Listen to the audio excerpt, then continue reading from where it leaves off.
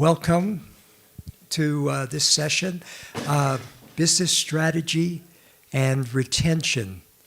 I'm not sure what that name means, but it's really about not so much on the technology, not so much even on Open edX, but rather on our clients, our customers, and their experiences with Open edX partners.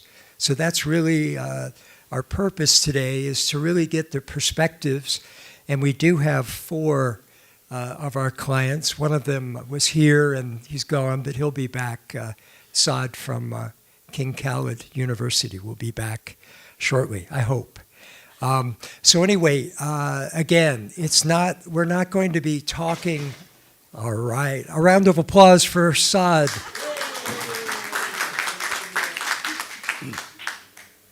Thank you. And Saad was here 15 minutes early, and we had another meeting, so he, ran off. Thank you for coming back. All right. So today, this session, very brief, we probably have 30 minutes. We're going to give our clients an opportunity to talk about their experiences with some of the best Open edX partners. And we have four different clients from different parts of the world. And in the audience, we have their partners who are four different Open edX partners. And again, what we want to do is, I think what we'll do is first, and I think probably you all know all these people, but maybe if we could have a brief introduction by each of you, 2 to 3 minutes, and who you are, what your initiative is about, a little bit about the partner with whom you work, and then we'll open it up and have a discussion. First, before we do that, I wanted to ask how many Open edX partners are represented today? Okay, all right. Was that about 33%?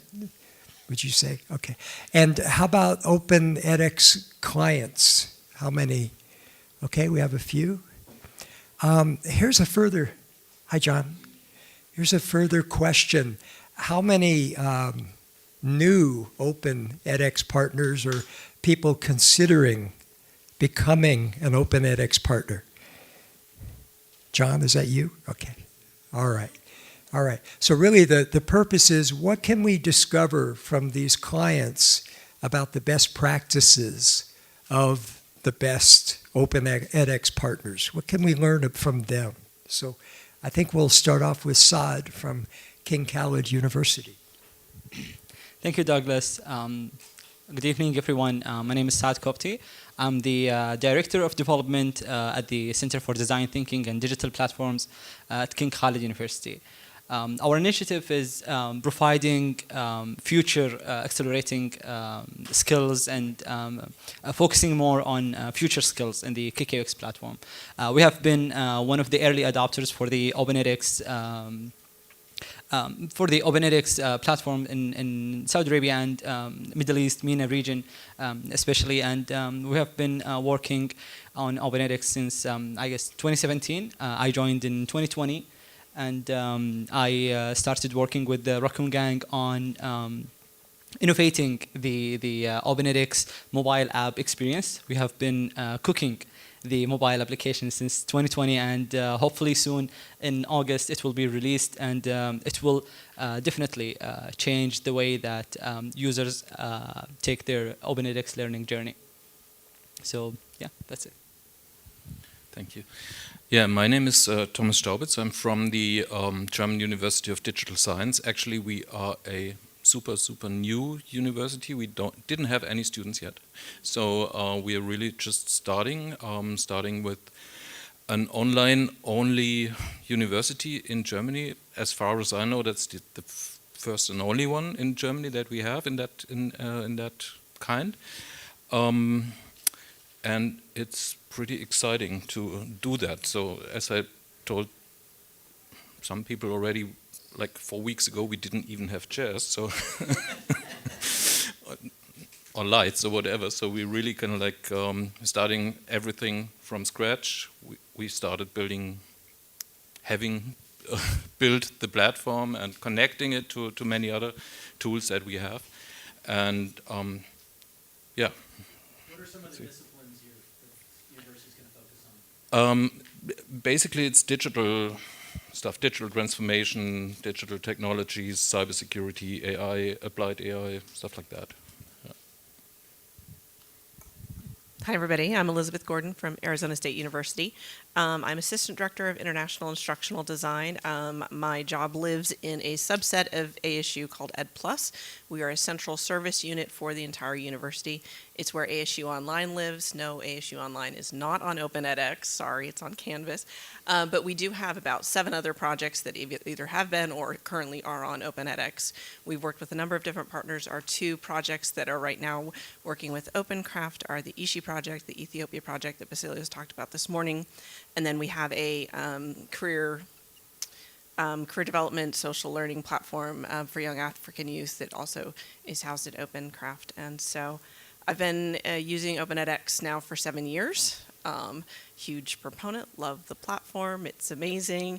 But I think one of the things that's really interesting about our use case is, since it's not for credit courses, but we do have a lot of really interesting things that we've done in terms of the technology. We have custom front ends, we have massive amounts of integrations. We've used the Arabic language pack, we've used the French language pack, we do microsites. The Ethiopia project has 50 microsites that we just put up in the last 6 months. So it's just some really interesting use cases, and OpenCraft's been a great partner with that. Okay, my name is Soledad.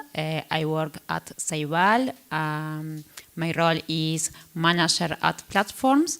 Ceibal is a digital center for educational innovation at the service of the public policies in Uruguay. Ceibal provides laptops, install Wi-Fi, offering professional training for teachers, and other programs. And yes, we have 8 platforms, education platform for elementary and middle and high school, and OpenEdX is one of them. In this platform, we train the teachers across the country. Hey, one thing, can you hear me? So, No.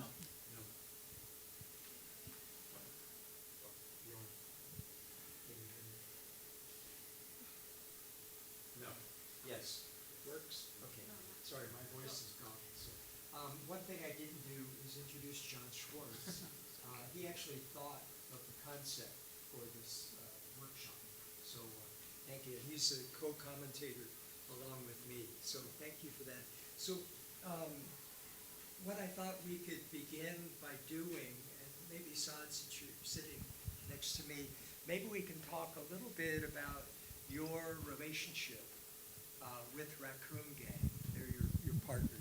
Of course. And what is it about Raccoon Gang and how you work with them? Oh, this one, okay. What is it about, that's a lot better. What is it about Raccoon Gang, your partner, Saad, that you think is unique and one of the reasons you continue to work with them? Can you talk a little bit about that? So first, I will tell you the story about how I landed the project and worked with Raccoon Gang. Then I will tell you later in the session about one of the stories that happened during our relationship with Raccoon. So when I first started the idea of the project of creating a mobile application for our platform, we had the statistics that 80% of our users were using the LMS through mobile applications, through mobile. So we wanted to provide them with better experience. So I interviewed 50 edX companies. And I got like 13 responses. And out of the 13, only 5 scheduled first interviews. And out of the 5 interviews, only 1 of them sent me a minutes of meeting email. And that was Raccoon Gang. And I felt the connection and that someone is willing to listen to you and provide you with the, like I had the sketch idea. And they provide me with requirements, a set of requirements. And they helped me sculpturing the idea I just said we want a mobile application that's not based on the current edX open source application, because we have some requirements, and that's how it started. So I guess the beginning of the relationship started with the attention that we had from the client, from the vendor. As a client, I would like to have someone that would listen to me, that will provide me with minutes of the meeting that I was in. Not because I'm not taking notes, but it shows me how the other person is listening to me, as the other person is paying attention and sending it back to the team and revising it and working back and forth. So I guess that's how it started for us. Thank you. Maybe Thomas? I mean, that probably will get boring now, because I can repeat a lot of things. I don't, but so we're working, I didn't mention that so far, with abstract technologies. And we didn't interview so many other partners, but we met at a conference that we organized in EMUX 2021. That was at my previous job, and yeah, I think we had a really good relationship from the start, and of course we looked at other offers as well. But in the end, one of the reasons why we chose to work with Abstract was that they were really close. So although we mostly meet online, it's still a good feeling to know that you're close. And of course we had a lot of customization to do as well, and that is where we had like really good discussions going on in the beginning, and really felt well, yeah, at home. My story is much more boring than that. All these great personal connections.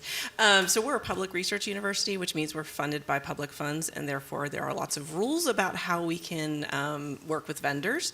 And so one of those is the bureaucracy of them having to apply for an RFP and be approved as a vendor. So, you know, that's as fun and exciting as that relationship gets. But I will say that one of the things that I think is really important when selecting a partner to work with is an alignment of mission and vision, and having, you know, we're not the money-making arm of ASU, so that kind of bottom line profit-driven model's not what we're about. We're very mission-focused, and having a company that, you know, really aligned with that and understood kind of the broader vision of we're out to change the world through some really cool programs. And no, it's not about the bottom line for us, but yeah, it still matters that we have the high quality level of service. You know, this system isn't down all the time. Just because it's a nonprofit doesn't mean it doesn't have to function. You know, so having a company that really understood that and was willing to work with us at that kind of a level of, you know, high level mission really mattered a lot to us. Working out kind of the whole, we're a government entity, so there's all these little rules they have to follow. Having those really clear lines of communication was also really important for us as we were setting up the relationship. Elizabeth, how long did that process take from start to finish? The RFP process, I think it's a year and a half to go through the first time. OpenCraft stuck with it. Yeah. That's a long time. Yeah, it's not an easy process. We're actually renewing it right now, and it's not fun. Yeah, it's been a great relationship to kind of work through. You know, if you're ever interested, I'd love to tell you all about working with government in Arizona. It's fun. It's worth it. When we decided to use OpenEDX, we needed a provider, and a provider with extensive experience in similar organizations and projects, and so we contacted EduNext, and we started to work together. And yes, well, the process. It's good. We can keep it. So I'd like to drill down a little bit also to invite you in the audience. If you have questions about what makes the partners with whom these customers work, what makes them different, what makes them exceptional. I started writing a few notes in terms of what I heard, but any questions so far? Okay. Saad, I always point to you, but maybe you can tell us a little bit more. You talked about the communication and how you were able to work with Raccoon Gang. Anything else you'd like to share with us about your relationship with them? Thank you. You can keep this one. Oh, okay. All right, so I think the basis of our relationship with Raccoon Gang is not transactional. So for us and them, it's not just a relationship of a client and a vendor.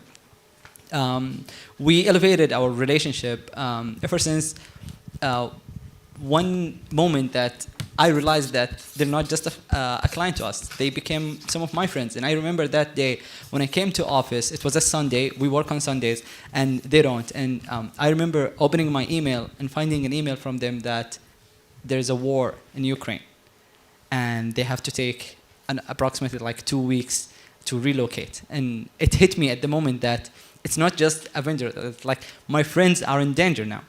And I had to deliver the news to upper management that the project is going to be on hold because our vendor is going through a war.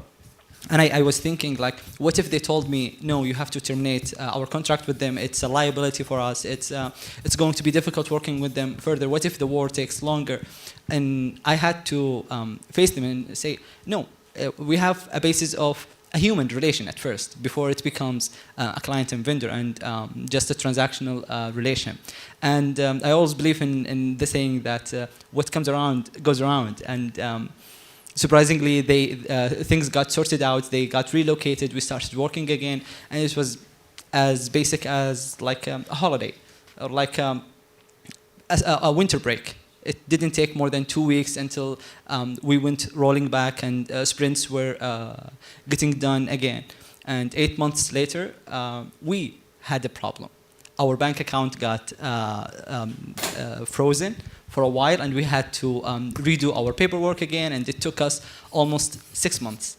So just on the basis of our human relation with them and our friendship with them, they kept working with us. And I don't think that any other vendor will keep working and waiting for invoices to be paid for a long time, 6 months of unprocessed payments. And they just stuck with us. And I believe they did that because of we had a good relationship at first. It wasn't just transactional.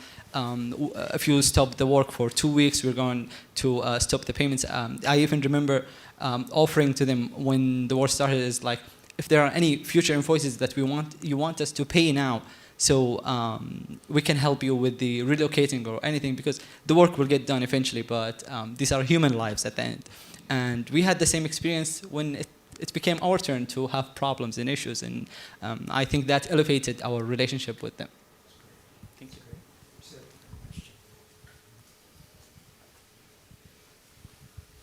So all of you mentioned specific initiatives that you're working on, KKUX, German Digital University, the ISHI project.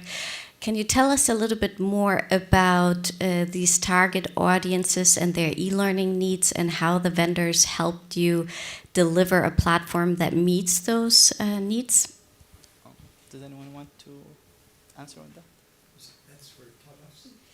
This is for anybody on the panel who would like to speak more about those projects, the needs of the target audience, and how that was met with the build of the platform. That feels like me. Let's talk about the fun challenge. So the ISHI project, as Basilios mentioned this morning, is a Ministry of Education initiative. It's a partnership between ourselves, them, and MasterCard Foundation. We have an in-country partner handling a lot of the on-the-ground stuff. And from the beginning, we knew that the challenge we were facing was 50 public universities all running on a single instance of OpenEdX with 50 different single sign-ons, seamless integration with our custom front end so that there's a seamless handoff from one platform to the other.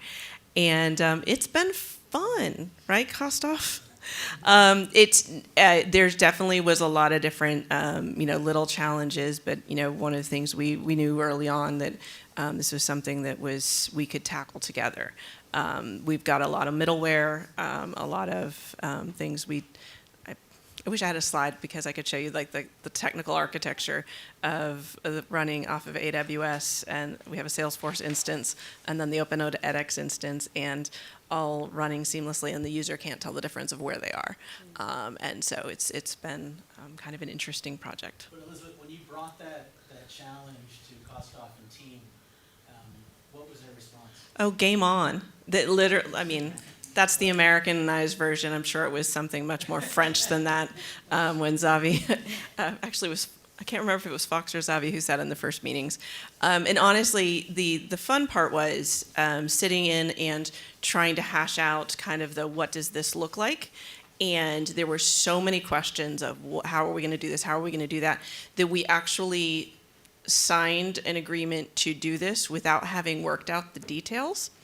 And we decided that first year was going to be, let's hash out the details. Like from a technical standpoint, we had this big picture idea of it's gonna kind of look like this, which we've done with the Baobab platform has a similar structure, only minus the 50 universities. So we knew it was technically possible. But like exactly what that was going to look like really was worked out over a year-long process where we sat down in multiple design sessions and working out kind of all the technical details, and having a company with that level of experience that we'd been working with already. I think we'd already been working with OpenCraft, I think, for 3 years at that point. So we had the existing relationships with management, with the developers, and so we already had those kind of communications. We'd worked out a lot of the kind of kinks of a new relationship, so it was a little bit easier for us to kind of sort it all out. And clearly the game-changing answer was game on, right? Game on. Because a lot of companies, could potentially be intimidated, there may be pushback, but a good partner should always be open, as obviously Kostov and team were, to those kinds of challenges, because it makes a huge difference in your eyes. For sure. Because any doubt from your partner side is going to obviously give you a lot of doubt. So that's a perfect, in my opinion, symbiotic relationship between two strategically aligned partners that are willing to experiment and go beyond. Yeah. A lot of it is I think any developer in the room will tell you, give me enough money and I can do pretty much anything. I could give me enough money and time, I'll code you anything, right? I mean, that's kind of the response I've gotten from a lot of developers. And I think that balance of how do you, from a fiscal standpoint, balance what can be done with what should be done and what is going to meet the needs. And so, yeah, ongoing conversations are always a big part of that relationship. I think I can comment on that. Yeah, so I think for us also finding a good balance between, I know that all vendors are companies and eventually they want to be profitable. But also us as clients, like sometimes it's difficult for us to manage budgeting, because at the end of the day we need to find balance between profitability for our vendor, and at the same time our vendors need to understand that it's not only if you give me enough money I will code it for you. There's a good balance between having good deliverables with good pricing and also good profitability. So I think it's really hard to hit all the sweet spots in these subjects. Sorry, good deliverables, good pricing. What was the third thing? And still they are profitable, and for us it's under budget. So I think for us it was hard in the beginning because we had only unknown variables, so we didn't know anything what was going to happen. So we had a kind of like a background of 10 years where we were running our own MOOC platform. So we didn't work with edX before, OpenEdX before. We had our own development in the in the company where I came, or in the university where I came from, and then switching to that. And at that place, money never was any question, so it was just there, and we could spend it with full hands. And from that, switching to a completely new environment with, we don't know how many users will be there. We don't know how many will come over from the old platform. We had lots of users on the old platform. We don't know how many. We don't know when we will get our accreditation. We have all these things going on the same time, and then something doesn't work.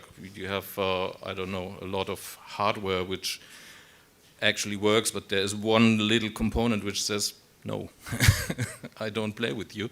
And then it was really great to have a flexible partner like we had with Abstract. We were basically able to suggest what this is a good solution that we can go for now for an interim solution, for example, or something. So really finding this basically aligns with what all of you said in this.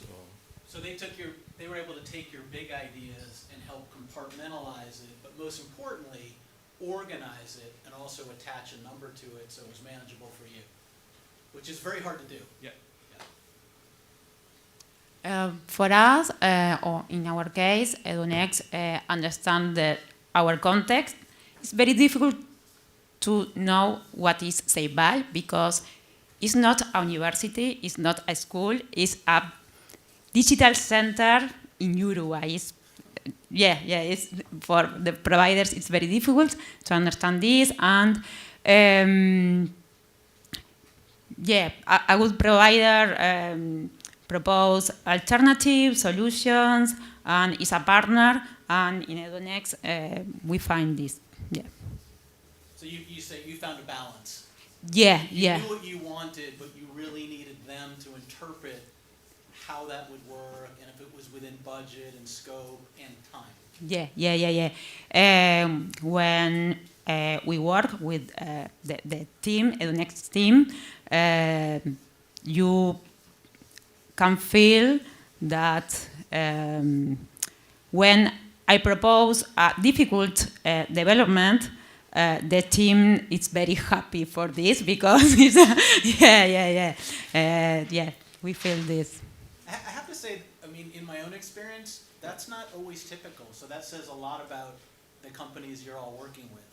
A lot of times, or sometimes, I don't want to generalize, you will get that subtle pushback from somebody on the technical side because it feels out of scope, daunting, there's an unwillingness, but all I'm hearing here is real positiveness by a willing partner to explore, with you, as a true partner should.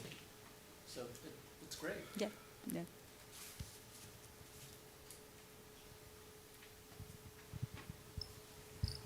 think I can add something on. Please. So I think one of the crucial aspects of a customer and a vendor relationship is not to put a time frame on it, if that sounds right.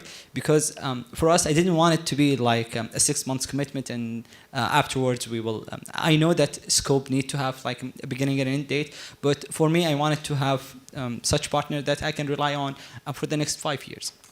And to build this kind of relationship since day one. So maybe that was that helped us from the beginning, that we were both agreeing on this kind of relation, that it's going to be long term. It's not just going to be one project. And I know a lot of customers would say that to gain trust or like to have better pricing. Come on, it's not only this project, we're going to work with other projects. No, for us it was obvious because we're university at the end. We will have at least one project of LMS or like education, e-learning in general. And having this relation that we can rely on a partner if we have any new ideas, new requirements, that it's going to be done and delivered. Maybe I can. Just one more thing that I'd like to add.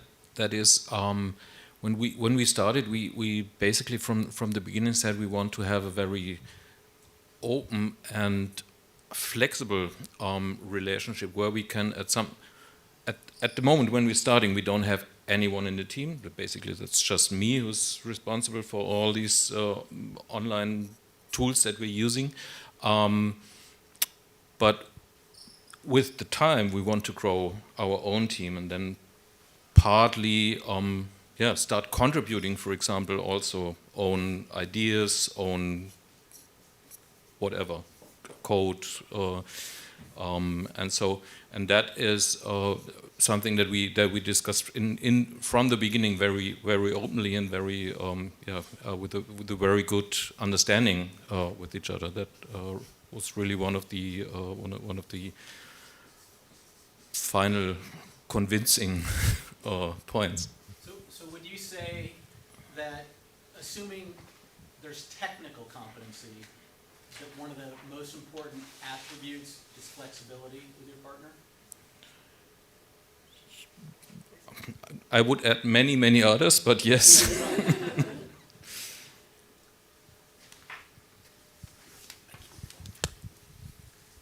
Thank you. Just want to ask like a double-sided question. The first side is, what was your journey like? If it was, I have this technology, I really want to work with OpenEdX, then I want to find a partner that will help me, or I have this problem and I'm open for any technology and I found this partner who's convincing me that OpenEdX is a good solution.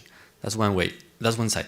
And the other side is thinking about your relationship with the OpenEdX community. Was it like, I came to this community, I found a partner within it, or I found this partner and he or them helped me like get into the community, introduced me to the community, and was some sort of a liaison, or maybe the other way around, like an impediment, and I had to find the community around, I had to go around my partner to get into the community.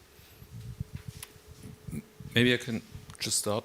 So for us, it was quite clear that we want to work with OpenEdX, because when we, as I mentioned, we had our own MOOC platform before. We've been on many conferences, learning with MOOCs, learning at scale, all these places,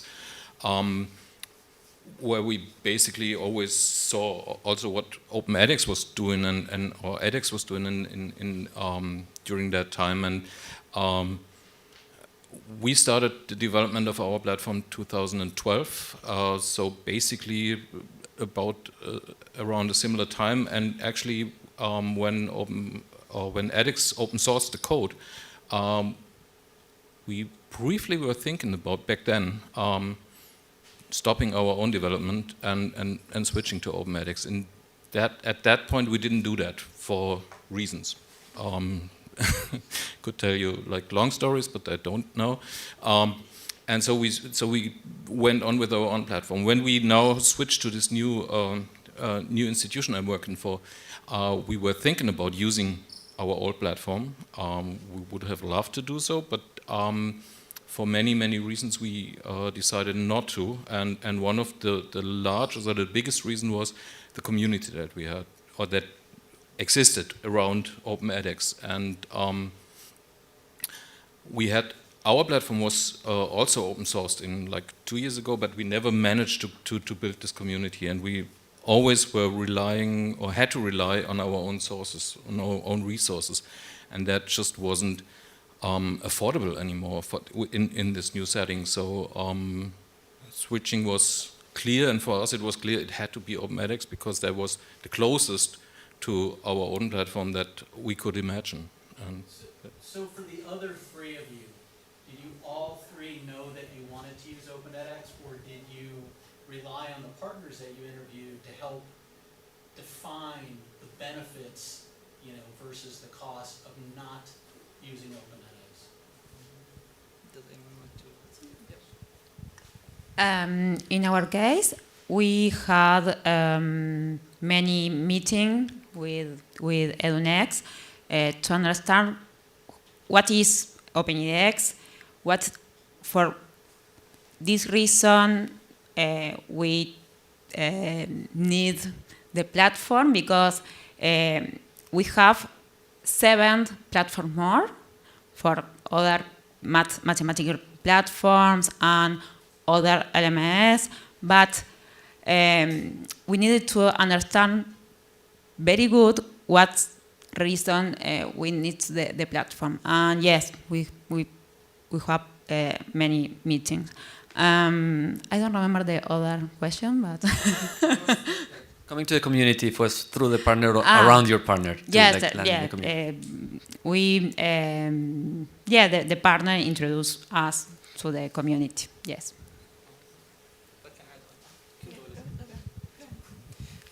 So for us, I remember, Ahmed used to work with me at KQX, and I remember one day we had a meeting at the center of our office with our general manager, and we were going to take the hard decision of terminating the KQX platform, because it was too difficult to keep explaining to our previous vendor our basic ideas, and we were stuck in a loop of sending requirements and getting results and providing feedback, and we kept being stuck that I remember like we reached the whole budget and we still haven't finished 60% of the requirements. So we lost faith in OpenEdX. And we, since we both come from technical background, we said we will take matters in our own hands, and we will develop something that can do what we want. And For the budget. with less than the budget. And we were going to do that. And I remember that I started working with Raccoon Gang on the mobile application, and I recommended, let's say, and I said, can you just give me one last chance? And I can prove to you that OpenEdX can be done with the right partner, that it can provide what we want. And I guess the right partner will show you that the technology that you have is good enough, and with the right understanding, you can make it work. So if that answers your first question. My answer is going to be a little bit more personal. I can't speak for ASU. They were involved in OpenEdX before I even knew OpenEdX was a thing. But I know that in my early efforts with OpenEdX, it was very superficial. I was doing EID work. It was get the job done. And it's through some of the meetings with our developers where I'd ask annoying questions, bothersome questions, and I was encouraged numerous times. You should come onto the community site. There's a forum for that. There's a community for that. I don't know the answer to that specific thing because I specialize in this aspect, but you should go find the answer. And really getting involved with the community was something, encouraged by our partner to take my annoying question. No, they didn't say I was being annoying. They didn't. They were super, super nice, but really pointing me in the direction of where to find the answers for the community. I don't have a development background at all, and so open source code was completely foreign to me. And so this idea that, there's not a handbook, there's a community of answers. So it was really great to kind of explore. And the community is working on a handbook too, so. Yeah. We've got their one there. Must be questions. Eden, you have a question? Yes, Saad, you just mentioned that it's important to work with the right partner. So there may be an implication that there could be a partner that may not be suited. Do you have examples of that you can share where a partner relationship was not beneficial towards what your goals were?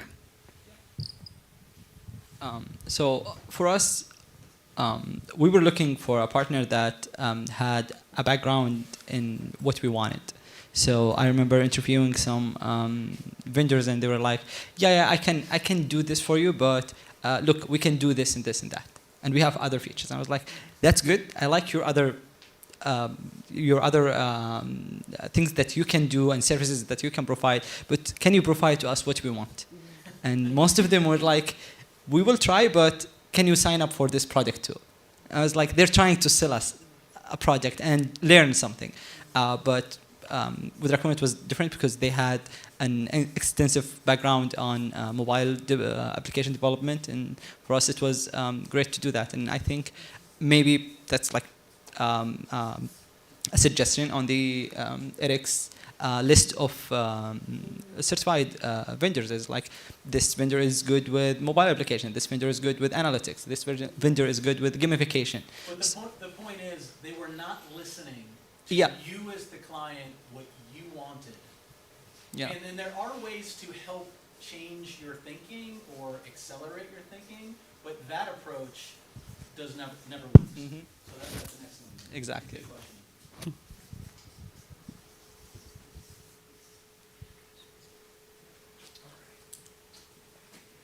Is it okay if we ask the audience a question? I think that's a great idea. Yeah. Have at it. I would like to ask John, since you want to become an OpenEdX client. So how's it been so far? Wow, that's a Did we convince you? Well, John, first tell us where you are in the process. Yeah, so yeah. we're level set. I'm going to tell. I'm from the Eindhoven University of Technology, and we were looking for a platform that is GDPR compliant at first. We are working with Coursera. I was at ASU at one point for the Coursera Partner Conference. Love the campus. But we have a complicated thing in the Netherlands, that is we are working on challenge-based learning. And multidisciplinary challenge-based learning demands a lot from us. So little chunks of information, little chunks of knowledge need to go to the platform. And yesterday I was at the roadmap meeting, and there I saw that in the roadmap for 2024, this year actually, OpenEdX is working on that. So currently very happy, Saad, thanks. But I'm glad. Yeah. Sorry? Oh no. I just say I'm glad. Yeah, and I'm also the general feeling of this community. Doug invited me to the prior meeting before this, and I was so happy to be there because it was a birds of a feather thing, right? And I heard everybody talk about how can we improve, how can we do this, how can we do that, and that clients are directly have the possibility to make a difference there, and I love that. I love that part. So what are the, if you can share, what are the biggest blockers, you know, that you're aware of now? Like what are, you said that you have channel partners, it's complicated, but what specifically is, you know, perhaps shifting whether it's going to work for you or not? Is that your way to answer that? yeah, there's several things. We work with Canvas and Moodle. So there's a thing. Yeah. The other thing is then you have to know a little bit. EPFL works with the SMS platform, Swiss MOOC service platform, and EPFL is a partner of ours, and we are considering joining them on their platform and putting our MOOCs and digital education on there. I got a grant for that. I wrote a proposal and got the grant, and so that's also a thing. So we're in the process of what is good for us, what is good for our students, how can we send them to with an eased mind to a platform, and so we have this library information service at our university who are very keen on doing a business analysis and look into that too. But well, for me, the goal is to get the use cases and you as so I'm like a sponge here. Well, lucky for you, you've got the best in the world right here. So take advantage of the next 2 days, my friend. Looking forward to it. Thank you very much. Thanks. Thanks, John, for being here. So we're near the end. I wanted to just open up to the audience. Any questions for any of the clients here or their partners? They're also in the room. Any questions? Anything you'd like to have answered before we end? Okay. All right. I'd like to thank our panelists. Thank you, John, for a very insightful session. Thank you, and thank you all.